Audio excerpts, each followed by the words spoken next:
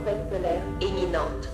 Oui, mais j'essaierai pas de déplacer la station sans les coordonnées. De toute façon, avec le temps qui nous reste, c'est soit je déplace la station en pleine à l'extérieur de la trajectoire du débris, ou en plein temps. Halo semuanya, selamat datang kembali di channel Ruang Film, sebuah informasi untuk kalian penikmat konten spoiler. Di video kali ini, kita akan membahas film berjudul Proyek M yang dirilis tahun 2014. Film ini berkisah tentang 4 orang astronot yang ditugaskan bekerja di stasiun luar angkasa selama 1000 hari untuk mempelajari efek ruang angkasa jangka panjang serta melakukan penelitian terhadap bulan Jupiter Europa. Jadi nggak usah lama-lama, kita langsung masuk aja ke pembahasan filmnya. Suatu ketika di masa depan yang enggak begitu jauh, 4 orang astronot yang bertugas di stasiun angkasa di atas orbit bumi tengah mengalami situasi krisis. Hal itu dikarenakan sebuah puing angkasa bergerak ke arah mereka dalam kecepatan tinggi. Sementara modul pendorong stasiun mengalami malfunction, dan jika tidak segera diperbaiki, maka stasiun itu akan hancur berkeping-keping. Urgent, relayez les coordonnées du débris spatial. Recevez. Setelah memperbaiki penyebab kerusakan, spesialis misi yaitu Jonathan meminta sang komandan bernama Vincent yang sedang melakukan perbaikan di luar segera masuk ke dalam. Lalu teknisi mereka bernama Justin memberitahu bahwa sistem perlu diribut ulang sebelum menggeser stasiun. Kepala ilmuwan mereka yaitu Dr. Andrea melapor tabrakan diprediksi akan terjadi dalam waktu 5 menit. Ia khawatir mereka tidak punya kesempatan lalu menyarankan prosedur evakuasi. Akan tetapi Jonathan menolak. Jika perhitungannya benar, sistem sudah siap sebelum terjadi benturan. Dan tepat sesaat sebelum benda angkasa itu mendekat, stasiun angkasa berhasil digeser. Collision avortée. M est hors de danger. Para kru pun merayakan keberhasilan tersebut, sekaligus merayakan hari ke-500 mereka bertugas di stasiun angkasa. Le décollage prévu aujourd'hui de l'équipage qui se rendra sur la station M.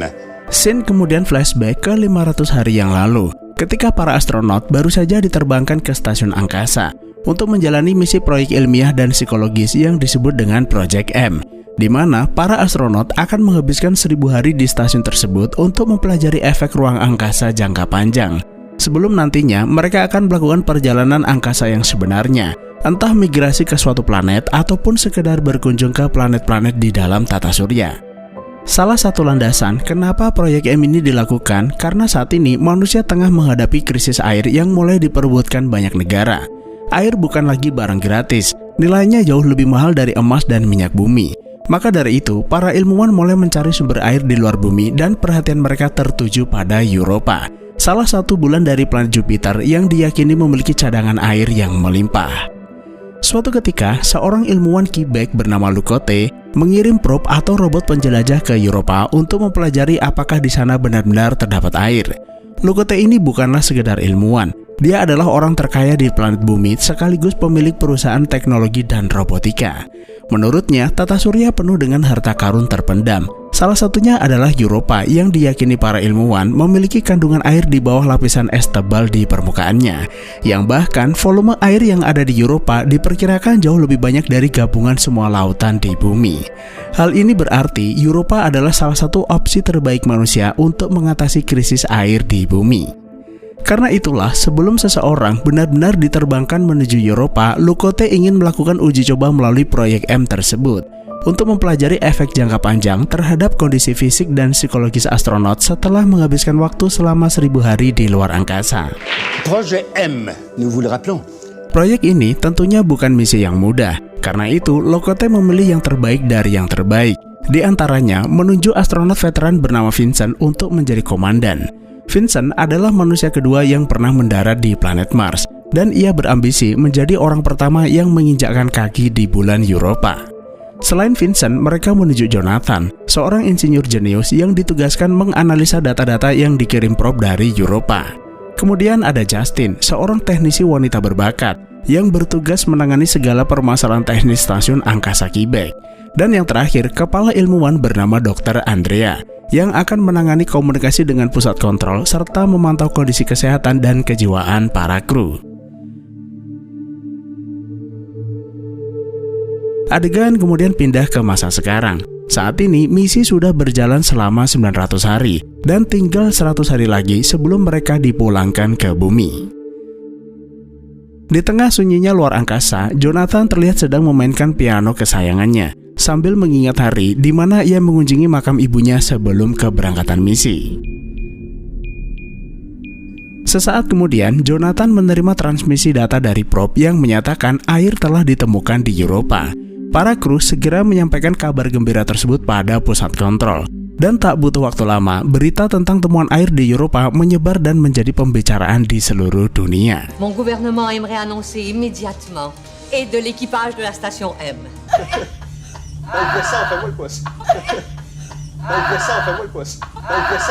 Para astronot pun merayakan temuan tersebut dengan meminum sebotol air kedamaian yang diselundupkan Andrea saat keberangkatan. Hal tersebut bisa ia lakukan karena Andrea menjalin hubungan asmara dengan direktur perencana misi yaitu Xavier. Justin lalu meminta Vincent menceritakan pengalamannya selama berada di planet Mars yang sejauh ini jarang ia ceritakan. Vincent menjawab ketika ia berada di planet Mars rasanya itu hampir sama seperti ketika dirinya tiba di sebuah kota yang belum pernah dikunjungi. Hanya saja rasa khawatir yang ia rasakan jauh lebih besar karena resiko dari perjalanan angkasa adalah nyawa. Dan ketika misi berhasil dilakukan, satu-satunya yang ia pikirkan adalah keluarga, terutama putra sematawayangnya. Mungkin Vincent tidak bisa menggambarkan rasa bahagia ketika dirinya kembali ke bumi. Namun semua orang yang ada di sini pasti akan merasakan kebahagiaan tersebut ketika kembali bersama orang yang dicintai di bumi nanti. Jadi yang perlu mereka lakukan adalah tetap menjaga kewarasan, kesehatan, dan melakukan yang terbaik sampai misi selesai. Setelah itu, mereka pergi ke ruang observatorium untuk melihat planet Jupiter, sambil membayangkan bahwa suatu saat nanti mereka akan mencapainya. Protocole 55 en cours. Tiba-tiba alarm berbunyi, memperingatkan mereka akan terjadinya badai matahari yang cukup masif. Tapi para kru nggak perlu khawatir, karena saat ini stasiun berada di belakang bumi, serta terbuat dari material yang cukup kuat untuk menahan radiasi. Namun untuk berjaga-jaga, para kru diminta beristirahat di kamarnya masing-masing. Setelah badai usai, Vincent meminta para kru kumpul di anjungan. Namun ia dibuat terkejut mendapati Justin baru saja keluar dari kamar Jonathan. Vincent lalu menegur awak krunya tersebut. Tidak seharusnya profesional seperti dirinya terlibat asmara selama misi berjalan. Hubungan personal rawan terjadi konflik pribadi dan hal tersebut bisa mengganggu misi. Namun, alih-alih meminta maaf, Jonathan justru membela diri karena Andrea juga melanggar protokol misi, yaitu membawa air kedamaian di perjalanan ini. Akan tetapi, perdebatan itu harus mereka tunda ketika Andrea melaporkan terjadi ledakan di kota Montreal. Ledakan itu menewaskan ratusan orang, termasuk pelajar yang hendak pergi ke sekolah. Rumor mengatakan ledakan itu dilakukan teroris yang tidak senang atas temuan mereka di Eropa. Mereka curiga pemerintah Quebec akan menguasai area itu sendirian demi menguasai dunia. Sesaat kemudian, Lucote menghubungi para kru untuk mengabarkan bahwa keluarga mereka selamat dari ledakan, terkecuali putra Vincent yang mengalami luka parah namun sudah mendapat perawatan intensif di rumah sakit. Lucote meminta para kru tidak perlu khawatir dan terus melanjutkan proyek M. Nantinya, tepat di hari ke-1000 misi, pusat kontrol akan mengirim tim kedua untuk menggantikan mereka. Hanya saja, komunikasi dengan pusat kontrol akan dibatasi untuk sementara waktu, menghindari sabotase pihak-pihak yang tidak bertanggung jawab.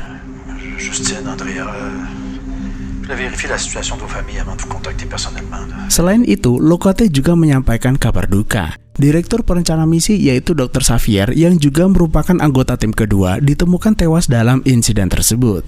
Andrea? Oui. Ça va?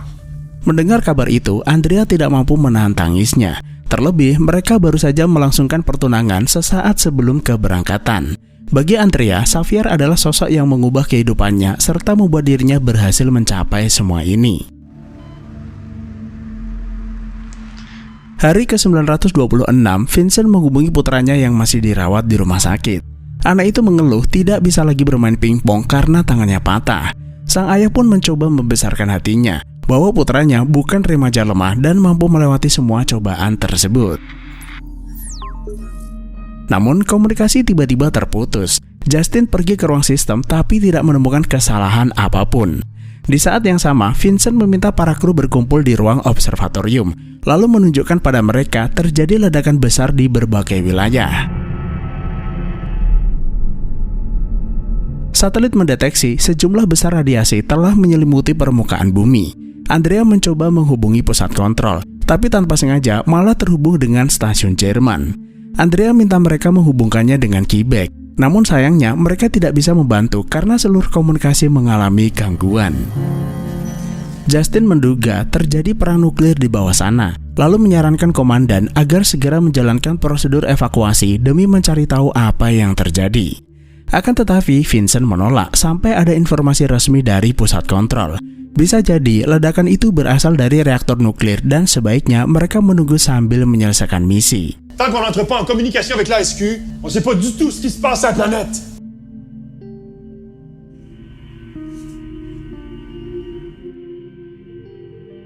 Hari ke-6 pasca ledakan nuklir, para kru belum juga terhubung dengan pusat kontrol. Vincent yang mulai mengkhawatirkan keadaan putranya mulai teringat masa-masa ketika mereka bersama. Meski sang komandan bersikeras melanjutkan misi, namun tetap saja nalurinya sebagai orang tua memanggilnya pulang ke bumi. ASQ, station M, vous me recevez? ASQ. Je vais éviter tout danger. Untuk mengatasi rasa putus asanya tersebut, Vincent meminta Andrea melakukan evaluasi kejiwaan terhadapnya.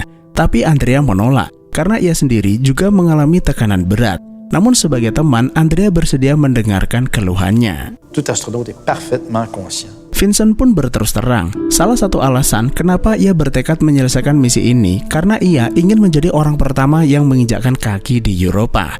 Selama ini ia menghabiskan hidup dalam kekecewaan setelah hanya menjadi yang kedua menginjakkan kaki di planet Mars. Padahal Vincent sudah melakukan yang terbaik untuk badan antariksa Quebec. Tapi kini Vincent mulai menyadari bahwa keluarga jauh lebih penting dari sekedar menjadi astronot berprestasi. Hal yang sama juga dirasakan kru yang lain. Mereka mulai mempertanyakan untuk apa mereka berjuang menyelesaikan misi ini jika bumi dilanda peperangan dan tidak ada tempat untuk kembali. D'être un explorateur. Puis il y en a qui peuvent pas du tout.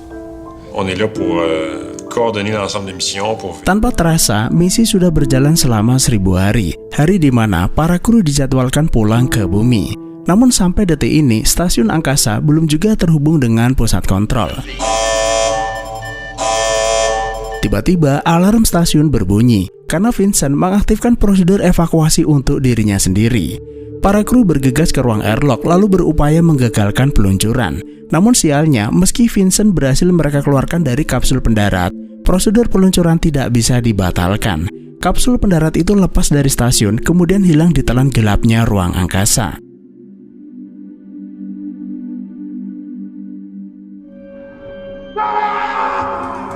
Andrea terpaksa menyuntikkan obat penenang pada Vincent lalu mengurungnya di ruang medis. Qu'est-ce qu'on fait? Karena kejadian tersebut, Vincent dinyatakan gagal memimpin misi dan sebagai perwira tertinggi, Andrea berhak mengambil alih posisinya. De la station et de la mission Projet M. Je crois qu'on n'est jamais venu avant, ça. Scene kemudian kembali flashback ke beberapa hari sebelum keberangkatan misi. Saat itu, Xavier menyatakan keinginannya untuk menikahi Andrea. Awalnya, Andrea ragu Xavier bisa bertahan karena proyek M berlangsung selama 3 tahun. Dan 3 tahun berikutnya, gantian Xavier menjalani misi tersebut, yang artinya mereka tidak akan bertemu selama 6 tahun. Akan tetapi, Xavier nggak peduli. Entah 3 tahun, 6 tahun, atau jika perlu 1000 tahun pun akan ia tunggu. Kembali ke stasiun, ketika Justin meminta Jonathan menemaninya, Jonathan dengan kasar menolak. Saat ini bukan waktunya belajar kelompok, lalu mengusir Justin keluar dari kamarnya. Hari ke-1002 atau 2 hari setelah kapsul hilang di angkasa, keadaan Vincent mulai membaik. Jonathan meminta Vincent menjelaskan perbuatannya. Vincent pun mengaku bersalah. Saat itu, apa yang ada di pikirannya hanyalah ingin pulang ke bumi dan mencari putranya. Lalu tanpa sadar mengaktifkan prosedur evakuasi.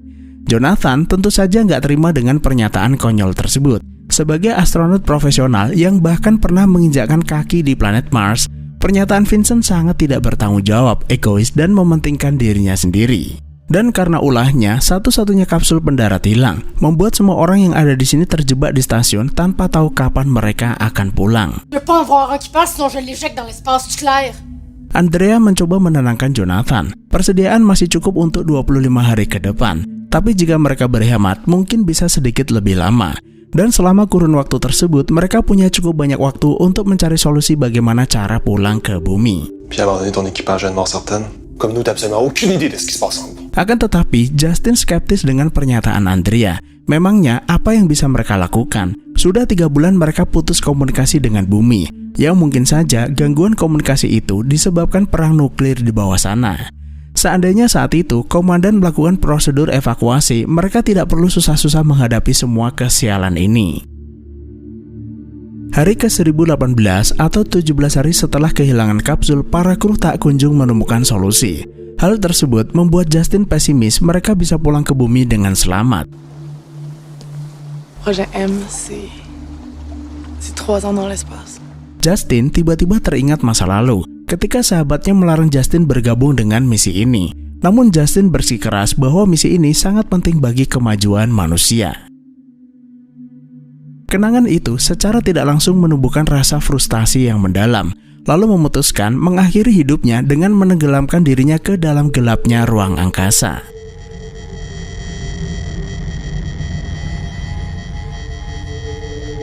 Tindakan Justin seketika memicu alarm stasiun. Para kru hanya bisa menonton karena Justin sudah semakin menjauh dari stasiun.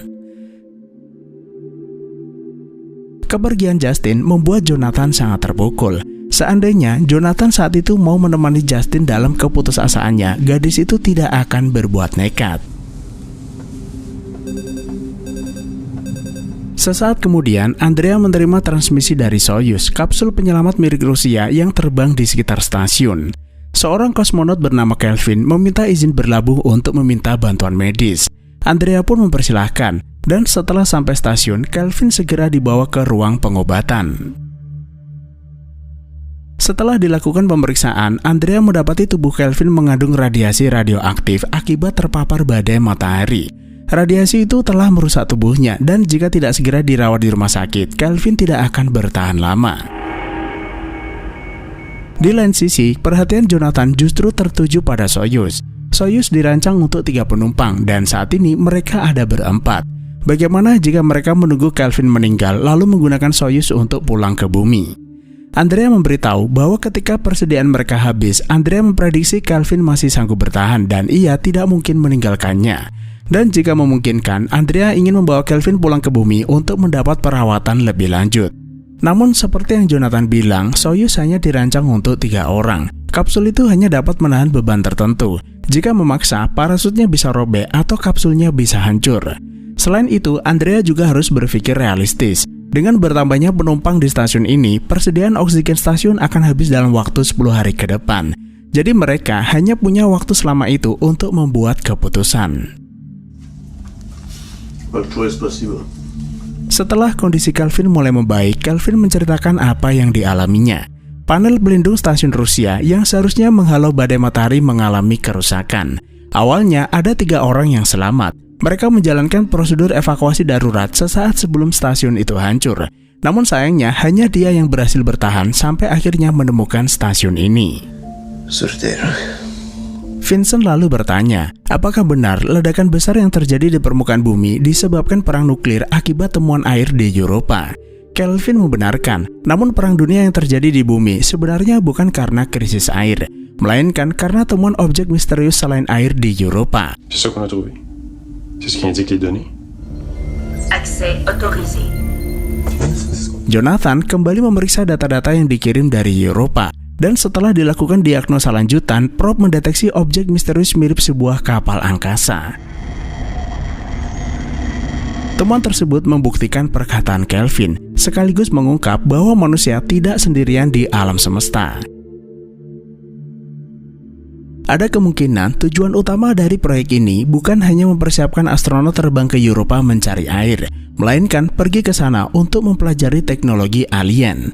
Masyarakat dunia memang belum mengetahui hal tersebut, namun negara-negara besar seperti Rusia, Perindavan, dan Indonesia sudah mengetahuinya. Karena itulah mereka menjadikan air sebagai alasan terjadinya perang, agar siapapun yang memenangkan perang ini dapat menguasai teknologi alien. Il faut que le monde soit au courant. Vincent lalu berkata, mereka harus segera kembali ke bumi untuk menyebarkan berita ini kepada dunia. Meski perang telah terjadi, namun bukan berarti tidak ada yang selamat. Ini adalah kesempatan mereka untuk menyatukan dunia. Semua yang ada di sini adalah astronot, ilmuwan, dan penjelajah, yang berarti mereka memiliki tanggung jawab untuk mencari jawaban. Siapa alien tersebut, kenapa mereka ada di Eropa, serta dari mana asal mereka. 4 hari kemudian, ketika Kelvin tengah mendapat perawatan, Kelvin berterima kasih pada Andrea. Meski Kelvin juga menyadari hidupnya itu mungkin tidak akan lama. Kembali ke anjungan, Vincent memberitahu Andrea dan Jonathan bahwa oksigen menipis dengan cepat dan mereka harus segera merencanakan evakuasi. Andrea lalu memberitahu, jika dilihat kondisinya, Kelvin sepertinya masih sanggup bertahan selama beberapa minggu ke depan, dan Andrea tidak ingin meninggalkan dia sendirian di stasiun ini. Saat lagi istirahat, Jonathan cerita-cerita pada Vincent bahwa sebelum terbang, ayahnya memberinya surat di pemakaman yang hingga saat ini belum pernah ia baca. Karena ia tahu ayahnya itu hanya ingin menyalahkannya karena bergabung dengan Proyek M. Namun belum selesai Jonathan cerita, keduanya dikejutkan teriakan Andrea di ruang airlock. Kelvin mencoba kabur dengan Soyuz. Setelah sebelumnya, Kelvin mengetahui ketiganya terjebak di stasiun karena kehilangan kapsul. Kelvin menduga mereka akan meninggalkannya sendirian di stasiun dan berniat pulang ke bumi menggunakan Soyuz. Andrea mencoba memberi pengertian. Sampai detik ini mereka belum ada niat meninggalkannya. Dan akhirnya Kelvin pun mau mengerti lalu menghentikan keinginannya untuk pergi. Setelah itu, mereka berempat mencoba merancang skenario pendaratan seaman mungkin. Akan tetapi, seperti yang sudah dikatakan Vincent, pendaratan itu akan sangat berbahaya. Terlebih, tanpa panduan pusat kontrol, mereka bisa saja mendarat di tengah laut ataupun tempat-tempat berbahaya lainnya. Karena itu, Vincent memutuskan tetap tinggal di stasiun lalu meminta Andrea, Jonathan, dan Kelvin pulang ke bumi. Vincent hanya ingin menebus kesalahannya, karena ia sudah gagal memimpin misi dengan baik serta menghilangkan kapsul penyelamat. 4 jam sebelum keberangkatan, Vincent menulis sebuah surat lalu memberikannya pada Jonathan untuk diberikan kepada putranya. Seandainya ia masih hidup, Vincent hanya ingin putranya tahu bahwa dia sangat menyayanginya. Surat itu membuat Jonathan teringat akan surat yang pernah diberikan ayahnya. Jonathan lalu membacanya, yang ternyata isi surat itu menjelaskan bahwa sang ayah tidak pernah membenci atau menyalahkan Jonathan, dan justru selalu mendukung apa yang Jonathan lakukan. T'es en train de préparer ses effets. J'entrerai pas. Pardon? Écoute, c'était très clair. T'as-tu fini, là? 30 menit sebelum penerbangan, Jonathan tiba-tiba berubah pikiran. Ia memutuskan tinggal di stasiun lalu meminta Vincent menggantikan dirinya.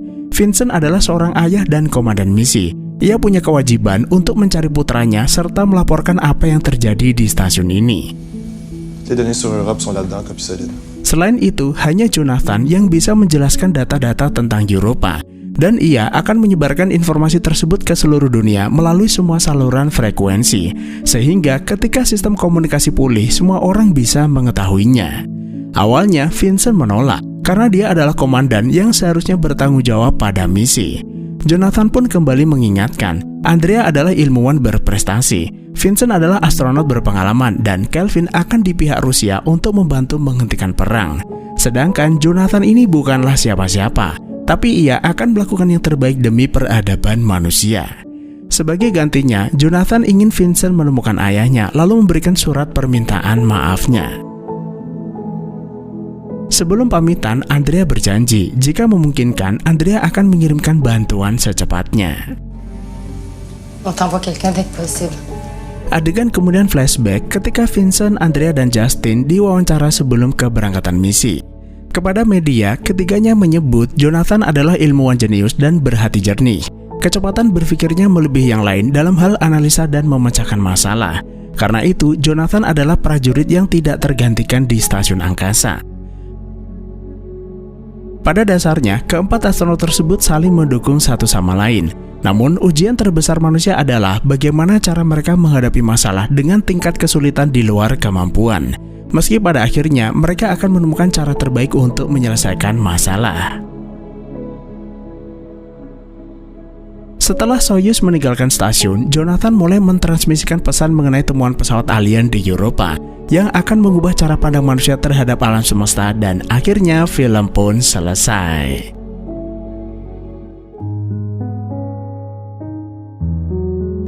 Nah, jadi teman-teman, film ini memang tidak berfokus pada peradaban alien ataupun konflik perang yang terjadi di dunia, melainkan lebih ke eksplorasi psikologis bagaimana cara seseorang menghadapi masalah dalam situasi yang sulit. Di lain sisi, Europa merupakan salah satu objek di tata surya yang memiliki kandungan air dalam jumlah yang besar. Dan seperti yang sudah kita ketahui, semua kehidupan berasal dari air. Air adalah unsur fundamental yang menjadi bahan baku penciptaan segala makhluk hidup. Bukan tidak mungkin jika Europa mendapat panas yang cukup seperti di bumi, kehidupan akan berkembang di sana. Jadi, pesan moral dari film ini adalah jangan suka buang-buang air. Terima kasih udah menonton, sehat selalu buat teman-teman, dan sampai jumpa di perjalanan angkasa berikutnya.